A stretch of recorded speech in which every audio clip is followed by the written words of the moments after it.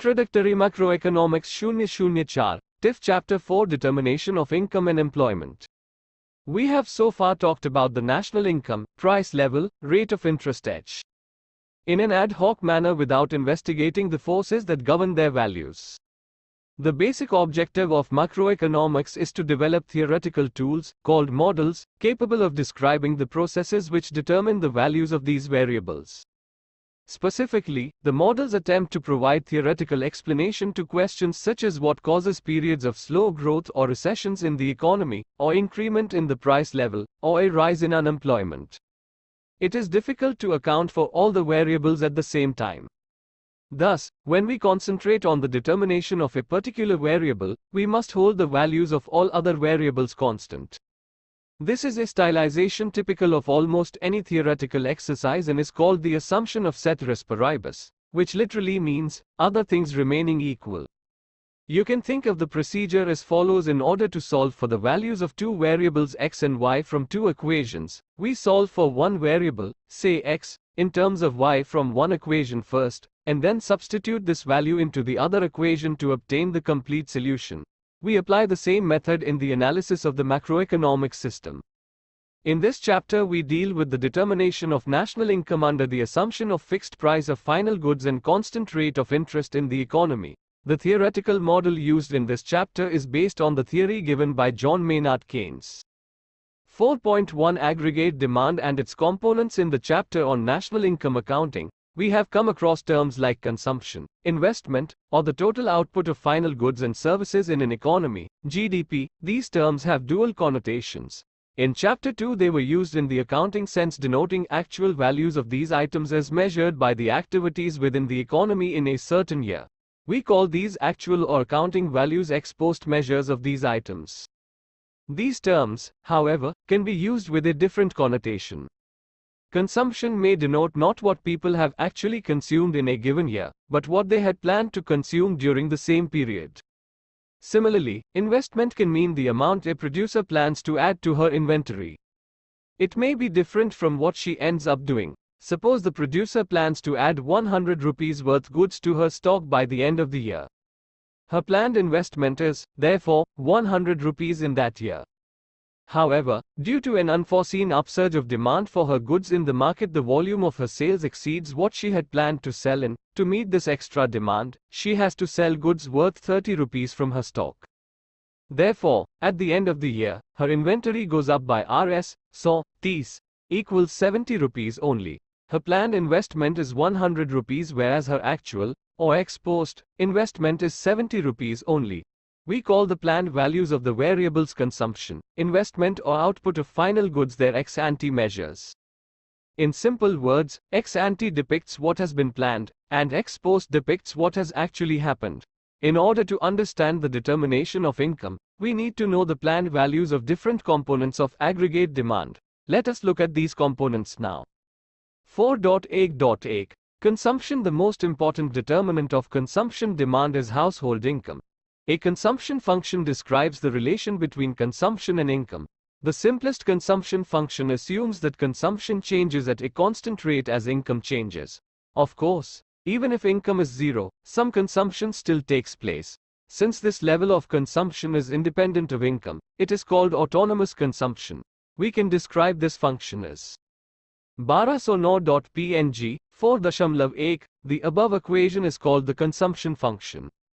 Here 1214.png is the consumption expenditure by households. This consists of two components: autonomous consumption and induced consumption, 1219. PNG, autonomous consumption is denoted by 1224.png and shows the consumption which is independent of income. If consumption takes place even when income is zero, it is because of autonomous consumption. The induced component of consumption, 1229. PNG shows the dependence of consumption on income. When income rises by Re1, induced consumption rises by MPCIE 1234.png or the marginal propensity to consume. It may be explained as a rate of change of consumption as income changes. 1239.png. Now, let us look at the value that MPC can take.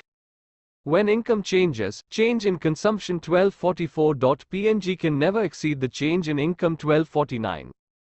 PNG. The maximum value which 1254.png can take is 1. On the other hand, consumer may choose not to change consumption even when income has changed. In this case, MPC equals 0. Generally, MPC lies between 0 and 1, inclusive of both values. This means that as income increases, either the consumers does not increase consumption at all, MPC equals 0, or use entire change in income on consumption, MPC equals 1, or use part of the change in income for changing consumption, 0 less than MPC less than 1. Imagine a country Imagineer which has a consumption function described by 1259.png. This indicates that even when Imagineer does not have any income, its citizens still consume 100 rupees worth of goods. Imagineer's autonomous consumption is 100. Its marginal propensity to consume is 0.8. This means that if income goes up by 100 rupees in Imagineer, consumption will go up by 80 rupees. Let us also look at another dimension of this, savings. Savings is that part of income that is not consumed. In other words, 1264.png we define the marginal propensity to save, MPS, as the rate of change in savings as income increases. 1269.png since 1274.png, 1279.png some definitions. Marginal propensity to consume, MPC, it is the change in consumption per unit change in income. It is denoted by 1498. Pingant is equal to 1503.png. Marginal propensity to save, MPS, it is the change in savings per unit change in income. It is denoted by 1508.png and is equal to 1513.png. It implies that 1518.png. Average propensity to consume, APC, it is the consumption per unit of income, i.e., 1523.png. Average propensity to save, APS, it is the savings per unit of income, i.e., 1528.png.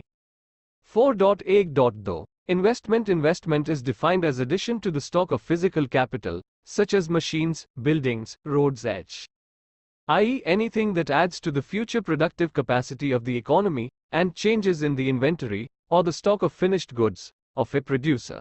Note that, investment goods, such as machines, are also part of the final goods. They are not intermediate goods like raw materials.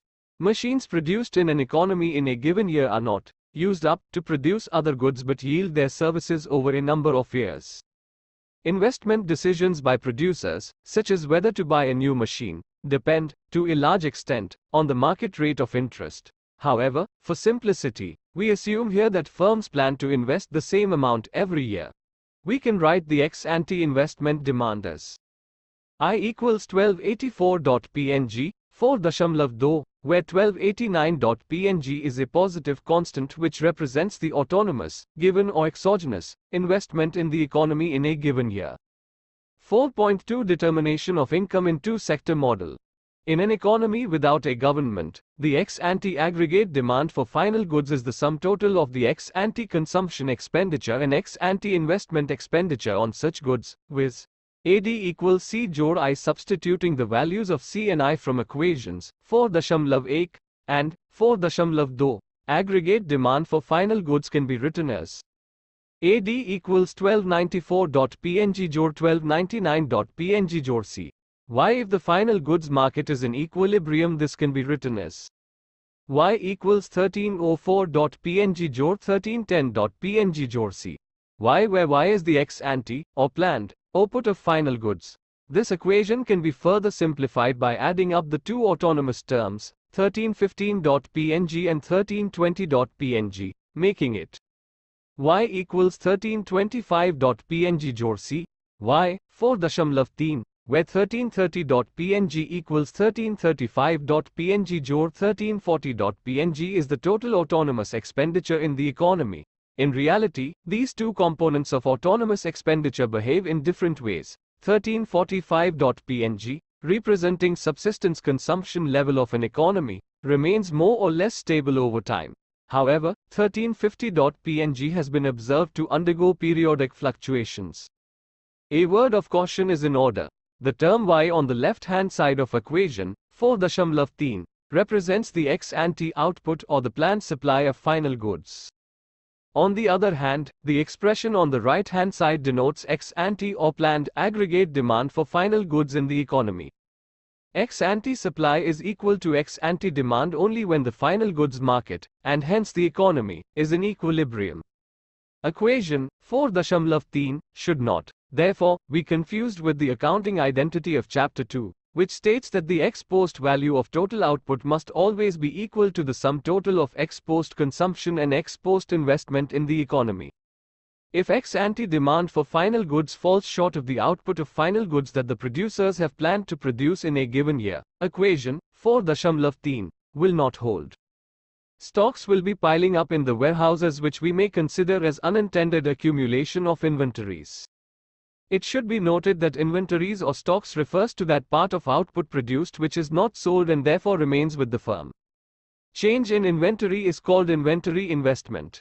It can be negative as well as positive. If there is a rise in inventory, it is positive inventory investment, while a depletion of inventory is negative inventory investment. The inventory investment can take place due to two reasons. I. The firm decides to keep some stocks for various reasons. This is called planned inventory investment. E. The sales differ from the planned level of sales, in which case the firm has to add to, run down existing inventories. This is called unplanned inventory investment. Thus, even though planned Y is greater than planned C/I, actual Y will be equal to actual C/I, with the extra output showing up as unintended accumulation of inventories in the ex-post I on the right-hand side of the accounting identity. At this point, we can introduce a government in this economy. The major economic activities of the government that affect the aggregate demand for final goods and services can be summarized by the fiscal variables tax, T, and government expenditure, G, both autonomous to our analysis. Government, through its expenditure G on final goods and services, adds to the aggregate demand like other firms and households. On the other hand, taxes imposed by the government take a part of the income away from the household, whose disposable income, therefore, becomes YD equals YT. Households spend only a fraction of this disposable income for consumption purpose. Hence, equation 4.3 has to be modified in the following way to incorporate the government. Y equals 1355.png jor 1361.png jor G jor C, YT. Note that GC T, like 1366.png or 1371.png, just adds to the autonomous term 1376. PNG. It does not significantly change the analysis in any qualitative way. We shall, for the sake of simplicity, ignore the government sector for the rest of this chapter.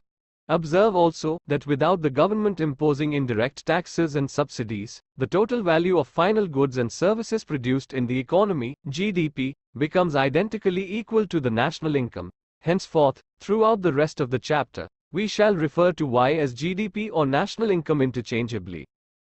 4.3.1 Macroeconomic equilibrium with price level fixed.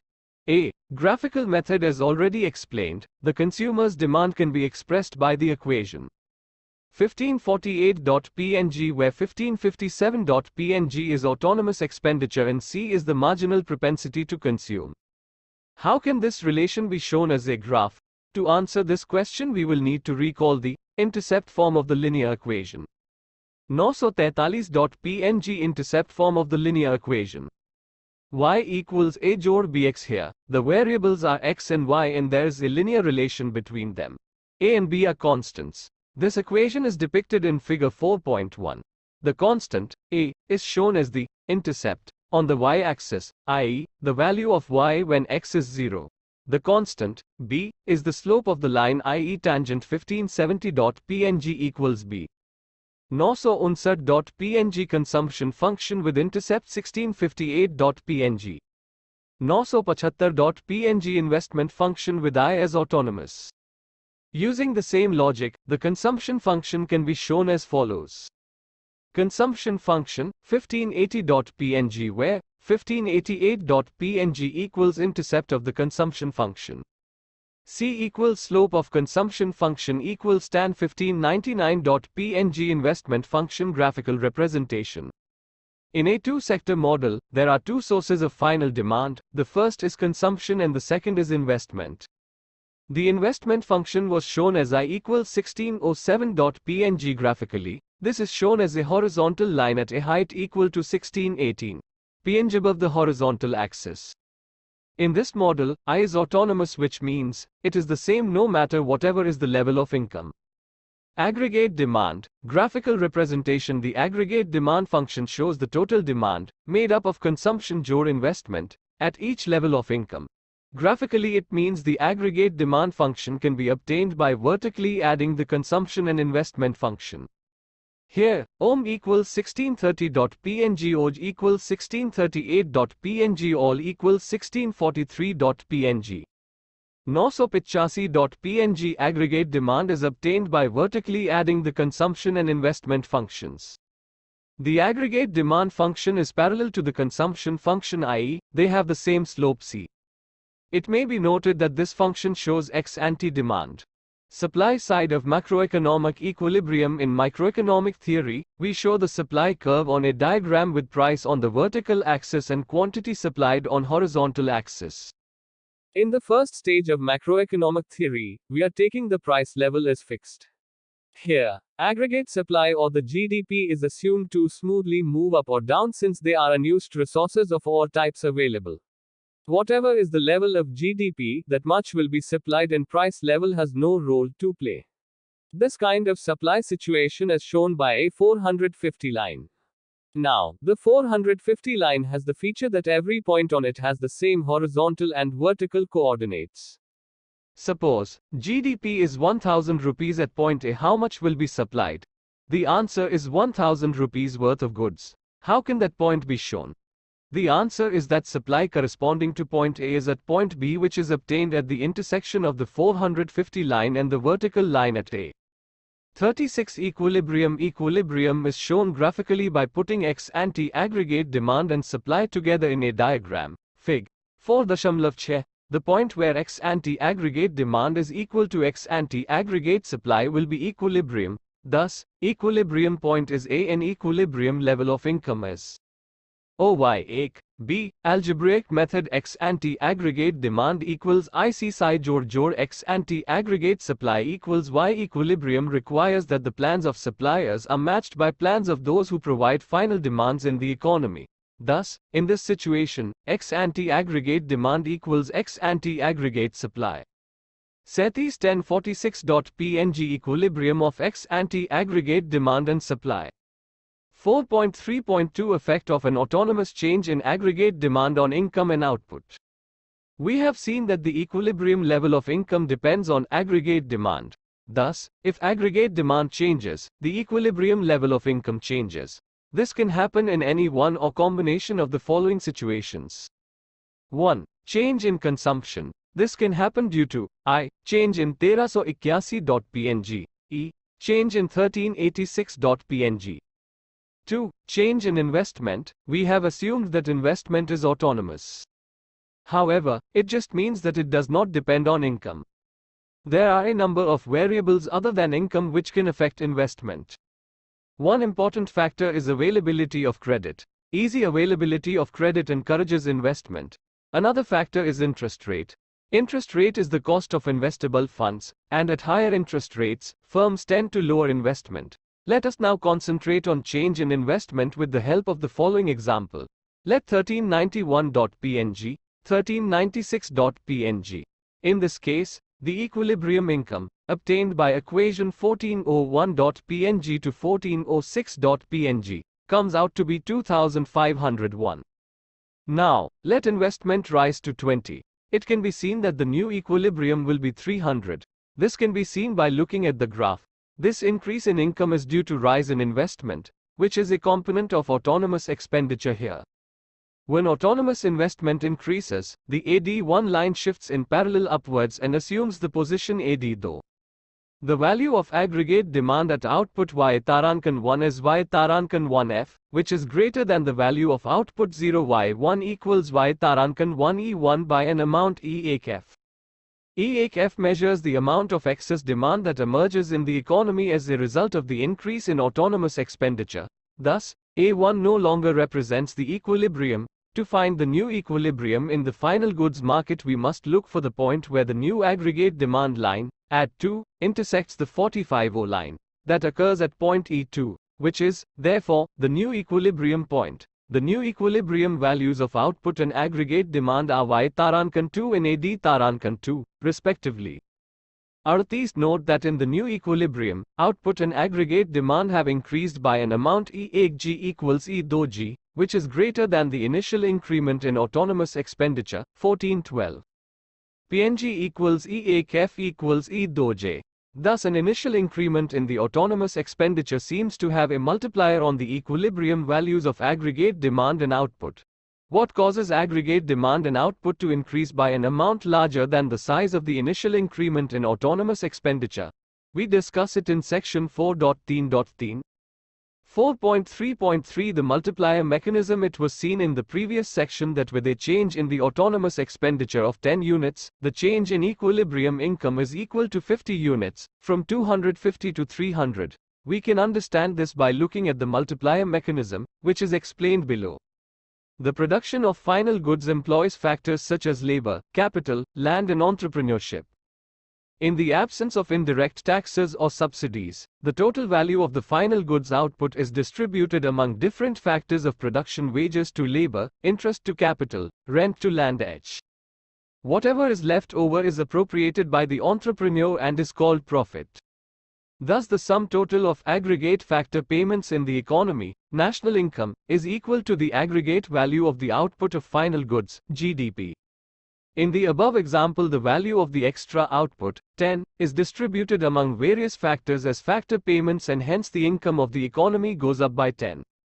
When income increases by 10, consumption expenditure goes up by 0.8, 10, since people spend 0.8, equals MPC, fraction of their additional income on consumption. Hence, in the next round, aggregate demand in the economy goes up by 0.8, 10, and there again emerges an excess demand equal to 0.8, thus. Therefore, in the next production cycle, producers increase their planned output further by 0.8, 10 to restore equilibrium. When this extra output is distributed among factors, the income of the economy goes up by 0.8, 10, and consumption demand increases further by 0.8, 210, once again creating excess demand of the same amount. This process goes on, round after round, with producers increasing their output to clear the excess demand in each round and consumers spending a part of their additional income from this extra production on consumption items, thereby creating further excess demand in the next round. Let us register the changes in the values of aggregate demand and output at each round in table 4.1. The last column measures the increments in the value of the output of final goods, and hence the income of the economy, in each round. The second and third columns measure the increments in total consumption expenditure in the economy and increments in the value of aggregate demand in a similar way. In order to find out the total increase in output of the final goods, we must add up the infinite geometric series in the last column, i.e. 10 jor 0.8, 10 jor 0.8, 10 jor, ananta equals 10, 1 jor 0.8. Jor 0.82 jor ananta equals 1417. PNG equals 50. 39 The increment in equilibrium value of total output thus exceeds the initial increment in autonomous expenditure. The ratio of the total increment in equilibrium value of final goods output to the initial increment in autonomous expenditure is called the investment multiplier of the economy. Recalling that 10 and 0.8 represent the values of 1422. PNG equals 1427. PNG and MPC, respectively, the expression for the multiplier can be explained as the investment multiplier 1432. PNG, 4.5, where 1437. PNG is the total increment in final goods output and 1442. PNG. Observe that the size of the multiplier depends on the value of 1447. PNG. As 1452. PNG becomes larger, the multiplier increases. Paradox of thrift: if all the people of the economy increase the proportion of income they save, i.e. if the MPS of the economy increases, the total value of savings in the economy will not increase, it will either decline or remain unchanged. This result is known as the paradox of thrift, which states that as people become more thrifty, they end up saving less or same as before. This result, though sounds apparently impossible, is actually a simple application of the model we have learnt. Let us continue with the example. Suppose at the initial equilibrium of y equals 250, there is an exogenous or autonomous shift in people's expenditure pattern. They suddenly become more thrifty. This may happen due to a new information regarding an imminent war or some other impending disaster, which makes people more circumspect and conservative about their expenditures. Hence the MPS of the economy increases, or, alternatively, the MPC decreases from 0.8 to 0.5. At the initial income level of a D Tarankan 1 equals Y Tarankan 1 equals 250, this sudden decline in MPC will imply a decrease in aggregate consumption spending and hence in aggregate demand, AD equals 1457. PNG Jor Psi, by an amount equal to 0.8, 0.5, 250 equals 75. This can be regarded as an autonomous reduction in consumption expenditure, to the extent that the change in MPC is occurring from some exogenous cause and is not a consequence of changes in the variables of the model. But as aggregate demand decreases by 75, it falls short of the output Y Tarankan 1 equals 250 and there emerges an excess supply equal to 75 in the economy. Stocks are piling up in warehouses and producers decide to cut the value of production by 75 in the next round to restore equilibrium in the market. But that would mean a reduction in factor payments in the next round and hence a reduction in income by 75. As income decreases, people reduce consumption proportionately, but, this time, according to the new value of MPC, which is 0.5. Consumption expenditure, and hence aggregate demand, decreases by 0.5, 75, which creates again an excess supply in the market.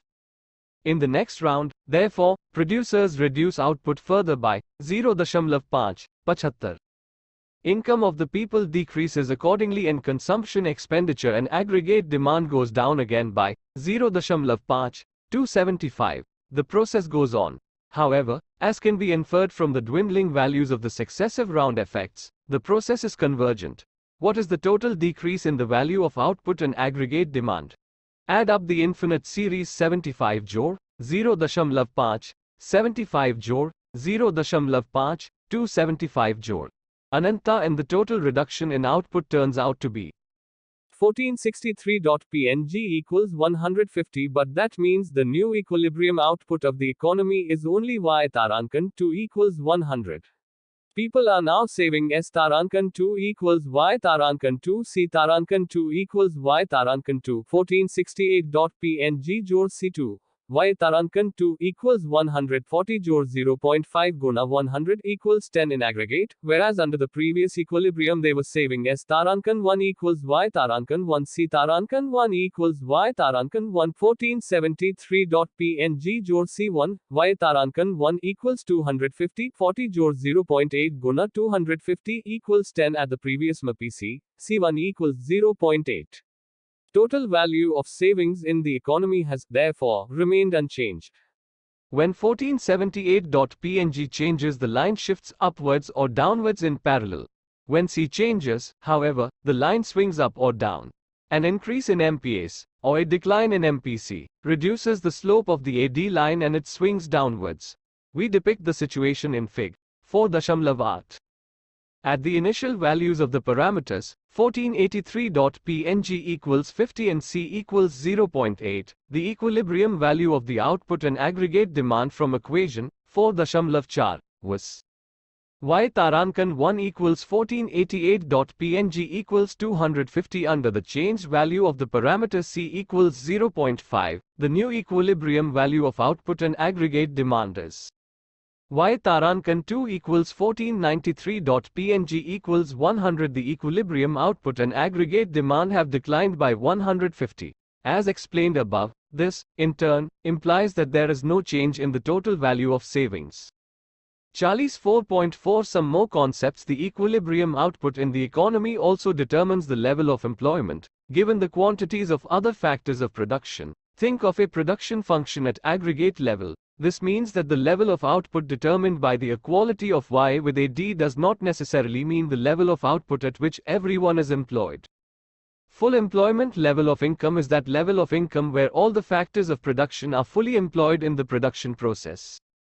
Recall that equilibrium attained at the point of equality of Y and a D by itself does not signify full employment of resources.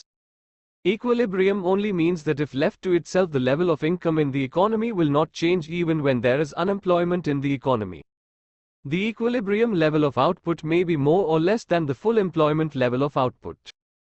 If it is less than the full employment of output, it is due to the fact that demand is not enough to employ all factors of production. This situation is called the situation of deficient demand. It leads to decline in prices in the long run. On the other hand, if the equilibrium level of output is more than the full employment level, it is due to the fact that the demand is more than the level of output produced at full employment level. This situation is called the situation of excess demand. It leads to rise in prices in the long run. Summary: when, at a particular price level, aggregate demand for final goods equals aggregate supply of final goods, the final goods or product market reaches its equilibrium. Aggregate demand for final goods consists of ex-ante consumption, ex-ante investment, government spending h. The rate of increase in ex-ante consumption due to a unit increment in income is called marginal propensity to consume.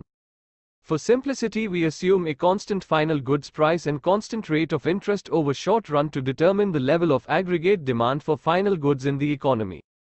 We also assume that the aggregate supply is perfectly elastic at this price. Under such circumstances, aggregate output is determined solely by the level of aggregate demand. This is known as effective demand principle. An increase, decrease, in autonomous spending causes aggregate output of final goods to increase, decrease, by a larger amount through the multiplier process. Key concepts: aggregate demand, aggregate supply, equilibrium, ex-ante. Ex post, ex-ante consumption, marginal propensity to consume, ex-ante investment. Unintended changes in inventories, autonomous change. Parametric shift, effective demand principle, paradox of thrift, autonomous expenditure multiplier. Exercises 1. What is marginal propensity to consume? How is it related to marginal propensity to save? 2. What is the difference between ex-ante investment and ex-post investment? 3. What do you understand by parametric shift of a line? How does a line shift when its I slope decreases and E its intercept increases? 4. What is effective demand? How will you derive the autonomous expenditure multiplier when price of final goods and the rate of interest are given? 5. Measure the level of ex-ante aggregate demand when autonomous investment and consumption expenditure, A, is 50 crore rupees, and MPS is 0.2 in level of income, Y, is 4,000 crore rupees. State whether the economy is in equilibrium or not. Cite reasons. 6. Explain paradox of thrift.